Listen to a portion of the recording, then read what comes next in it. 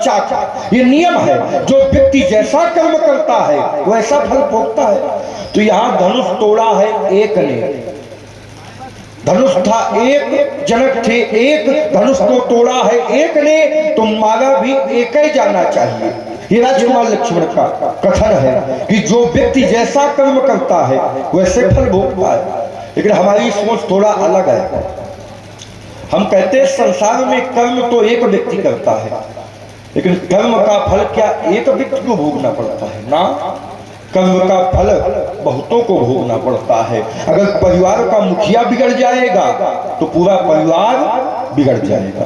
कर्म किया मुखिया ने, लेकिन फल भोगा पूरे घर वालों ने। अगर देश का राजा बिगड़ जाएगा तो पूरी समाज बिगड़ जाएगी। अगर गुरु बिगड़ जाएगा तो शिष्य भी। नियम यही है कि संसार में कर्म एक व्यक्ति करता है, लेकिन कर्म का फल बहुतों को भोगना पड़ता है। और नियम है, और करे अपराध को और पाओ फल भोग, ये नियम है। संसार में कर्म तो एक व्यक्ति करता है, लेकिन कर्म का फल बहुतों को भोगना पड़ता है। और ज्यादा दूर जाने की आवश्यकता नहीं है। इनके वंश में एक राजा हुए, नाम था हरिश्चंद्र। हरिश्चंद्र ने विश्वामित्र जी को राजपाट देने का संकल्प किया। हरिश्चंद्र ने विश्वामित्र जी को 1 लाख स्वर्ण मुद्रा देने का संकल्प किया। भाई थोड़ा नजदीक आ जाओ तो ना बन जाएगा, बहुत दूर ही बैठे हो। अच्छा हो, ठीक है, चलो ठीक है। इतनी जल्दी फरसा ना चलेगा ना, फरसा दे के दे रहा है। और अगर फरसा चलेगा, चाहे दूरी बैठो चाहे पास, बचना थोड़ी है। जब बड़े बड़े नहीं बच पाए तो आप क्या बच पाएंगे? विचार कीजिए। इनके राज्य में राजा हुए हरिश्चंद्र। उन्होंने 1 लाख स्वर्ण मुद्रा देने का संकल्प किया, राज्यपाठ देने का संकल्प किया। अच्छा, संकल्प किसने किया था? हरिश्चंद्र ने। तो फल किसको भोगना चाहिए? हरिश्चंद्र को। नियम है, जो जस करे सो तस फल चाखा। कर्म किया था हरिश्चंद्र ने, तो फल भोगना चाहिए थे हरिश्चंद्र को। लेकिन वहां खाली हरिश्चंद्र ने फल नहीं भोगा, वहां कर्म का फल पुत्र रोहिताश को भोगना पड़ा और पत्नी तारावती को भी भोगना। तो इनकी बात कहां से मान ले, जो जस करे सो तस फल चाखा। चलिए इसको थोड़ा और सरल कर देते हैं। एक बार एक व्यक्ति चला जा रहा था, उसने मार्ग की यात्रा में एक आम के पेड़ को देखा। आम के पेड़ में आम के फल लगे थे। नेत्रों ने आम के फल को देखा तो मन में लालच उत्पन्न हो गया। चलो आम का स्वाद लेते हैं। आम खट्टे हैं, मीठे हैं, कड़वे हैं, कसैले हैं, लेकिन नेत्र देख सकते हैं। मन आम को चाह सकता है, लेकिन मन कभी आम तक जा नहीं सकता। अच्छा, आम तक जाएगा तो चरण पैर चलकर आम तक पहुंच जाएंगे, आम के वृक्ष में चढ़ जाएंगे, पैर आम के वृक्ष में चढ़ जाएंगे, लेकिन फल को तोड़ नहीं पाएंगे। अब तोड़ेगा कौन? हाथ ने फल को तोड़ा। अब वो व्यक्ति आम के वृक्ष में बैठा आम खा रहा था। बगल में बैठा था माली। उसने देखा कोई व्यक्ति आम खा रहा है, बढ़िया एक लाठी उठाया, पीछे से गया और उसके पीठ में 4 लाठी जमाया। अब बताओ, देखा किसने था? आंखों ने। चाहा किसने? मन ने। वहां तक गए कौन? चरण। तोड़ा किसने? हाथों ने। खाया किसने? और लाठी कहीं का पड़ी? पीठ का। कोई पीठ का दोस्त था क्या? जब देखा नेत्रों ने, चाहा मन ने, वहां तक गए चरण, तोड़ा हाथों ने, खाया मुख ने, तो दंड मिला पीठ को। ये अनाधिकार चेष्टा है, क्योंकि अपराध तो नेत्रों ने किया था, तो दंड भी नेत्रों को मिलना चाहिए था। तो नियम ये है, कर्म एक व्यक्ति करता है, लेकिन कर्म का फल बेटा बहुतों को भोगना पड़ता है। इन्होंने कहा, महाराज आपने धनुष तोड़ने वाले की क्षमता सहस्त्राबाहु से कर दिया, क्योंकि मैंने इनके भैया से कहा है, सुनहु राम जैस्यु धनु तोड़ा तो सहस बाहु समसोरी मोड़ा। तो राजकुमार लक्ष्मण कहते हैं, जहाँ भिन्नता होती है वहां समता नहीं होती, क्योंकि संसार में हर एक वस्तु में भिन्नता है। अगर सुख है तो दुख है, अगर लाभ है तो हानि है, अगर जीवन है तो मृत्यु है, अगर जय है तो पराजय है, अगर काशी है तो मगहर है। अगर ब्राह्मण है तो कसाई भी है। तो संसार में भिन्नता है तो कहे समता कैसे हो जाएगी? बेटा समता का मानक वही है जैसे उल्टा नाम जपत जग जाना और वाल्मीकि भय ब्रह्म समान। तो क्या वाल्मीकि ब्रह्म के समान हो जाएंगे? नहीं हो सकते, क्योंकि ब्रह्म की स्थिति और वाल्मीकि की स्थिति अलग है। ब्रह्म की स्थिति है बिनु पद चले सुने बिनु काना, कर बिनु कलम करे विधि नाना, आनंद रहित सकल रस भोगी, बिनु वाणी वक्ता बर जोगी, तन बिनु परस नयन बिनु देखा, और गाहे घ्राण बिनु बास अशेषा, अस सब भांति अलौकिक करनी। ब्रह्म की जो स्थिति है वो अलौकिक है और जो वाल्मीकि है वो लौकिक है। तो लौकिक में और अलौकिक में समता नहीं हो सकती, लेकिन वहां समता दे दी गई वाल्मीकि भय ब्रह्म समाना। तो हमने भी समता दे दिया, सात बाहु समशोभिप मोदा, तो हमने कोई अनुचित नहीं किया। और देखिए इन्होंने कहा भगवान शंकर के रहस्य का खंडन करने वाला भगवान शंकर का नाथ है, भगवान शंकर का स्वामी है, भगवान शंकर का इष्ट है। परशुराम कैसे मान लेगा? है? भगवान शंकर के स्वामी से को हमसे अच्छा कोई जानेगा? भगवान शंकर के इष्ट को हमसे अच्छा कोई जानेगा? भगवान शंकर के सर्वस्व को हमसे कोई अच्छा जानेगा? क्योंकि भगवान शंकर हमारे गुरु, हम उनके चेला। तो जो भगवान शंकर के स्वामी है उनको तो हम अच्छी तरह जानते हैं। और ये कह रहा है धनुष तोड़ने वाला भगवान शंकर का स्वामी है ना। अगर भगवान शंकर का स्वामी होता तो उसको छुपाया न जाता, उसको दिखाया जाता। मैंने जनक से कहा था कहू जड़ जनक धनुष के ही तोड़ा, धनुष तोड़ने वाले का नाम बताओ। तो जनक कह देता भगवान शंकर के स्वामी ने आज तोड़ा है, बातें न खत्म हो जाती। लेकिन राजा जनक ने नाम बताया नहीं बताया। अति दर उतर दे तो नप नाही, राजा जनक ने नाम नहीं बताया। हमने सोचा नाम न बतावे, कम से कम रूप दिखा दे, गोरा है कि काला है कि सांवला है, उसका रूप क्या है। तो हमने कहा बेग दिखाओ, अगर नाम नहीं बता सकते तो उसका रूप दिखाओ। क्या रूप दिखाया गया? न नाम बताया गया न उसका रूप दिखाया गया, तो कैसे मान ले भगवान शंकर का स्वामी है?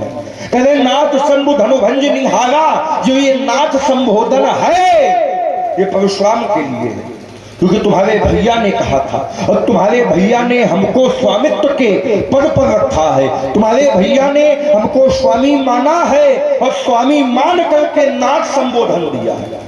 ये नाथ संबोधन है। क्यों? क्योंकि जो अपने से ज्येष्ठ है, अपने से श्रेष्ठ है, अपने से बड़े हैं, अपने से गुणज्ञ हैं, उनको नाथ कहा जाता है। जैसे एक जगह मिलता है सिरधर आयुष करिय तुम्हारा, परम धर्म यह नाथ हमारा। तो यहाँ नाथ शब्द लगाया गया तो स्वामी के लिए लगाया गया। और ये हम नहीं मान सकते कि धनुष तोड़ने वाला भगवान शंकर का स्वामी है। कहे धनुष राजा जनक के पूर्वजों को दिया गया था। अब पूर्वज राख है चाहे तोड़वावे, आपका क्या गया? नहीं बेटा, धनुष राजा जनक के पूर्वजों को दिया गया था तो पूजा के लिए दिया गया था। क्या तोड़वाने के लिए दिया गया था क्या? इदम धनु परम राजन पूजितो सर्वराज भी। जो धनुष था इसकी पूजा जनक के पूर्वज किया करते थे। देवराज ने पूजा किया, नंदिवर्धन ने पूजा किया, हर्षरोमा ने पूजा किया, स्वर्णरोमा ने पूजा किया, महारोमा ने पूजा किया। और जब जनक की बारी आई तो धनुष को तोड़वा कर फेंकवा दिया। ये न्याय है ना? यही अन्याय है बेटा। तुमने कहा बहुत धन ही तोड़ी लड़काई ना, कहे बचपन में हमने बहुत सी धनुइयां तोड़ी, तब आपने ऐसा क्रोध नहीं किया। बेटा बहुत में और एक में बड़ा अंतर होता है, बहुत में और एक में बड़ा अंतर होता है। यहाँ बहुत बैठे हैं, आनंद आ रहा है, अब मान लो एक है बचे तो क्या उस रस का समावेश होगा ना? क्योंकि शैले शैले न माणिक्यम मौक्तिकम न गजे गजे साधुओं न सर्वत्र चंदनम न बने बने। अच्छा पहाड़ तो बहुत है, लेकिन हर पहाड़ में क्या माणिक रत्न मिलता है? नहीं मिलता। गाय तो बहुत है, हर गाय के गोलोचन मिलता है? नहीं मिलता। हाथी तो बहुत है, हर हाथी में गजमुक्ता मिलता है? नहीं मिलता। जंगल तो बहुत है, वन तो बहुत है, लेकिन हर एक जंगल में चंदन मिलता है? नहीं मिलता। कहीं कहीं मिलता है। बहुत तो है, लेकिन बहुतों में एक विशेष है। तो धनुष बहुत है, लेकिन बहुतों में ये धनुष विशेष है। कभी बचपन में तोड़ा था बेटा, बालक छोटा होता है, माटी में खेलता है, माटी को लगाता है, माटी में लौटता है, और माटी में खेलने के बाद माता के पास पहुंच जाता है। तो माता उसको गोद में बैठा लेती है। बालक छोटा है, कोई बात नहीं, और वही लड़का बड़ा हो जाए, और भगवान न करे लक्ष्मण कितना हो जाए, और फिर वो माटी में लौटे, तो क्या संसार का व्यक्ति अच्छा कहेगा? जो कार्य हमको बचपन में प्रशंसा का पात्र बनाते हैं बेटा, वही कार्य हमको बड़े में निंदा का पात्र बना देते हैं। तुमने बचपन में धनुष यहाँ तोड़ी थी, इसलिए अपराध क्षम्य था, लेकिन जो ये धनुष तोड़ा गया है, ये बचपन में नहीं तोड़ा गया, ये लड़काई में नहीं तोड़ा गया, ये युवावस्था में तोड़ा गया है, ये बड़े होने के बाद तोड़ा गया है।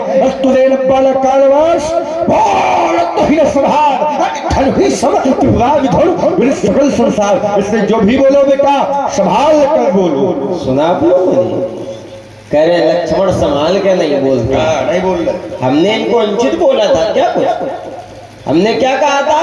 महाराज, पंडित जी, ब्राह्मण देवता, गोसाई, गोसाई माने जिन्होंने इंद्रियों पर विजय प्राप्त की हो, ये ठीक नहीं है, हम बोल कर नहीं, संभाल के नहीं बोलते। ये क्या कह रहे?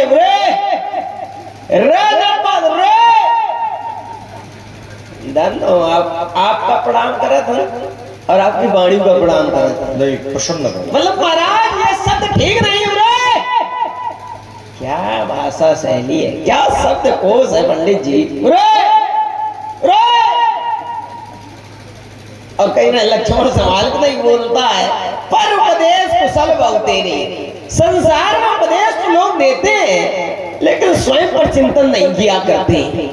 चलिए अब आप संभाल के बोलो चाहे ना बोलो, आप भाई बाबा हो, और नाती ने बोले तो गड़बड़, अब बाबा चाहे जो कुछ बोले तो ठीक है। लेकिन पंडित जी हमें लगता है कि किसी विद्यालय के यदि अध्यापक बना दिए जाओ तो फिर तो एक दिन लड़का थोड़ी बिगड़ी हो, तुम पूरा का पूरा विद्यालय चौपट कर दे। देख लो का कई बात लड़का ये कहे पंडित जी गुरुदेव प्रणाम, पंडित जी कहे महाराज। चलिए आप पर चिंतन करते हैं थोड़ा। हाँ, इन्होंने एक शब्द कहा कि हमने कहा बहुत धन ही तोड़ी लड़काई, छोटे में मैंने बहुत धनिया तोड़ी। और पंडित जी आपने क्रोध नहीं किया तो बोले छोटे का जो क्रोध होता है, छोटे में जो अपराध होते हैं वो क्षमा योग्य होते हैं। हमने छोटे में बहुत धनिया तोड़ी, वो क्षमा कर दिया, लेकिन कह रहे हुआ छोटे में लड़का धूल उड़ाता, धूल पर खेलता है, अब वही लक्ष्मण जैसा हो जाए, अब फिर क्या ले तो लोग अनुचित कहेंगे। बिल्कुल ठीक है, छोटे में बालक होता है, इसको ऐसे तो जोड़ो, ऐसे जोड़ो। कैसे जोड़े? छोटा बालक होता है, अपने माँ की गोदी पर बैठता है, माँ के केसों को पकड़ता है, लोग क्षमा कर देते हैं, बालक है। लेकिन वही बालक परशुराम जी जैसा हो जाए, अच्छा, अब फिर अपने अम्मा के ऊपर फरसा हमारे का बोलना ठीक ही रहेगा। खून जलाने वाली बात ना कर। मतलब कहीं लक्ष्मण जैसा हो जाए तो लक्ष्मण करे तो गलत। हमने तो अपने माता जी को मारा नहीं है, और तुम छोटे का पाप क्षमा योग्य होता है, लेकिन वही लड़का परशुराम जी जैसा हो जाए फिर महाकाली के ऊपर फरसा चला गए, ये गलत है। ये अच्छा है क्या?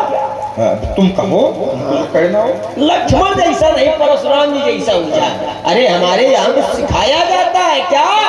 प्रातः काल उठकर रघुनाथा, माता पिता गुरु ना वही माथा।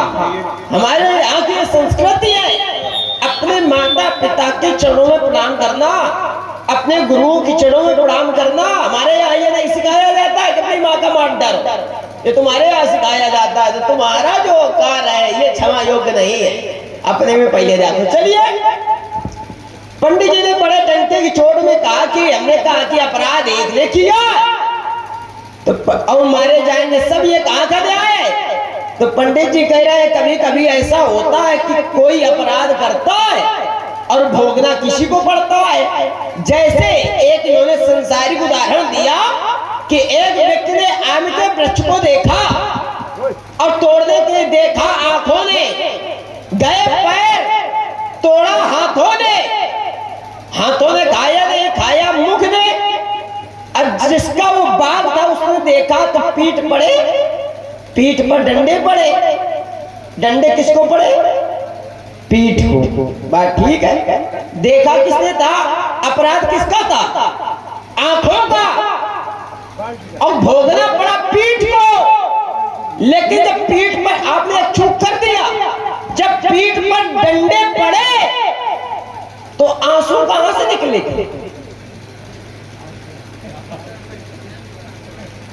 भाई पीठ पर डंडे पड़े तो कर्म देखा किसने? आंखों ने। अपराध आंखों ने किया। और जब डंडे पीठ पर पड़े तो ना हाथों से आंसू निकले थे, ना पावन से निकले और ना पीठी से निकले थे। आंसू कहां से निकले थे? आंखों से निकले थे, क्योंकि अपराध आंखों ने किया।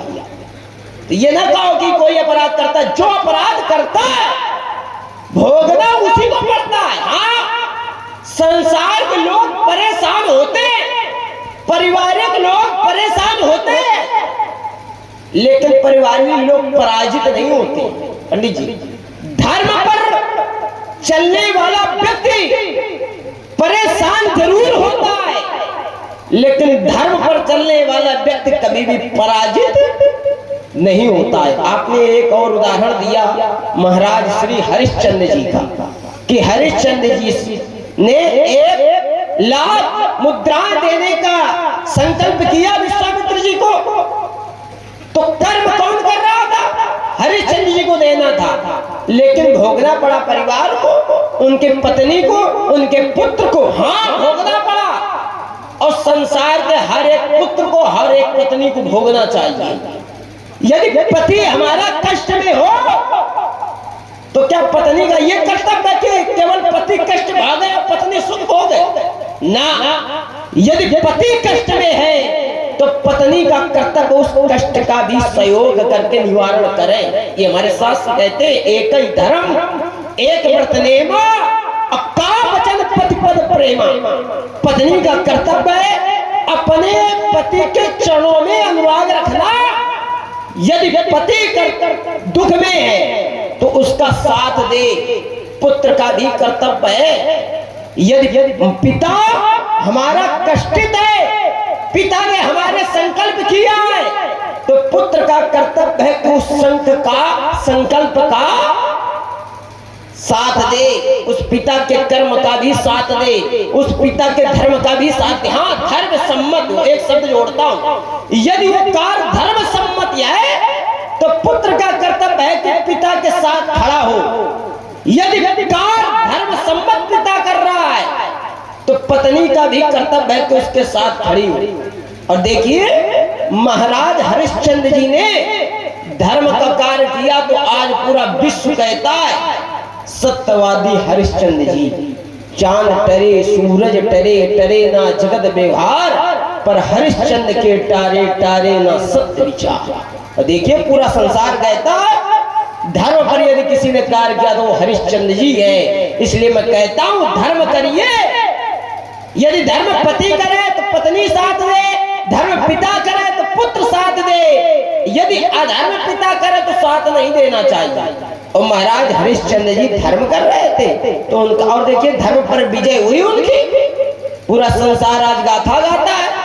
तो ये ना कहो कि अपराध कोई करता है, तो जो अपराध करता है फल उसी को भोगना पड़ता है, क्योंकि काहू न को सुख दुख कर दाता, निज कृत कर्म भोग सब भ्राता। जो जैसे कर्म करता है उसी को वैसा फल मिलता है। जैसे लोग कभी कभी परिवार में गलत कार्य करते हैं तो पारिवारिक जन परेशान होते हैं, लेकिन जो व्यक्ति गलत कार्य करेगा वही एक दिन पराजित होगा, लेकिन परिवार वाले पराजित नहीं होते। दूसरी बात का उत्तर। तीसरी बात, हमने कहा शंकर जी का धनुष है, शंकर जी का धनुष है और शंकर जी का धनुष राजा जनक जी के पूर्वजों को सौंपा गया था, तो भैया जनक जी से तुड़वावे और चाहे रखे ना, इसमें आपका क्या लगता है? तो बोले हम शंकर जी के चेला। हाँ, आप शंकर जी के शिष्य हो, तो क्या शिष्य का यही कर्तव्य है? क्या शिष्य का यही कर्तव्य है ना? सिर भर जाओ उचित असमोरा, सत्य सेवक धर्म कठोरा। यदि गुरु जी हाथ जोड़े तो शिष्य का कर्तव्य है कि डंडे के समान वहां पर प्रणाम करना चाहिए। अब यहां शंकर जी क्या धनुष तोड़ने वालों को अपराधी कह रहे हैं? यदि शंकर जी अपराधी कह रहे हो तो आप अपराधी कहो। शंकर जी तो अपराधी कह नहीं रहे, तो धनुष तोड़ने वाला अपराधी कैसे? और एक बात, धनुष श्री शिव जी का है और एक पिता के वस्तु पर भैया पुत्र का अधिकार होता है।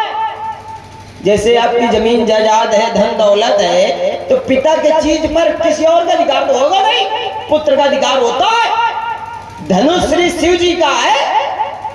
शिव जी के पुत्र कौन है? परशुराम जी है का? शिव जी के पुत्र कौन है? श्री कार्तिक जी महाराज। उनको आना चाहिए, धनुष टूटने का विरोध करना चाहिए। शिव जी के दूसरे पुत्र हैं श्री गणेश जी महाराज, उनको आना चाहिए, धनुष टूटने का विरोध करना चाहिए। शिव जी के सेवक नंदी जी महाराज, उनको आना चाहिए, धनुष टूटने का विरोध करना चाहिए। तो न कार्तिक जी आए, न गणेश जी आए, न नंदी बाबा आए, धरती पर आपे भारू होगा। हम तुमको बताएंगे कौन भारू है। हाँ। भाई जिनका हक लगता है वो वहां नहीं रहे और आप फरसा लिए खड़े हो। और एक बात, आपने धनुष तोड़ने वाले को अपराधी बताया। महाराज धनुष तोड़ने वाला अपराधी नहीं है। अपराधी के साथ क्या कोई संत खड़ा होता है क्या? विचार करिए, अपराधी के साथ में दुष्ट खड़े होते हैं, अपराधी के साथ में असाधु खड़े होते हैं, अपराधी के साथ में अपराधी खड़ा होता है। यदि धनुष तोड़ने वाला अपराधी होता तो उसके साथ संत न खड़े होते, उसके साथ साधु न खड़े होते, उसके साथ महात्मा न खड़े होते। और धनुष तोड़ने वाले ने यदि अपराध का कार्य किया होता तो क्या आप लोग अपराध के कार्य को देख करके क्या अपराधी की आरती उतारते?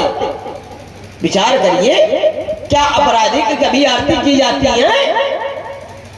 और यहाँ पर लोग आरती कर रहे हैं। करें आरती पुर नर नारी, देह निछावर विद्य रिसारी। और आरती करने वाला कोई दुष्ट नहीं है, आरती करने वाला कोई असाधु नहीं है। पुर नर नार सुभग सुच संता, धर्मशील ज्ञानी गुणवंता। यहाँ के लोग ज्ञानी है, यहाँ के लोग धर्मवान है, यहाँ के लोग शीलवान है। और ये लोग जानते हैं कि अपराधी की कभी आरती नहीं की जाती।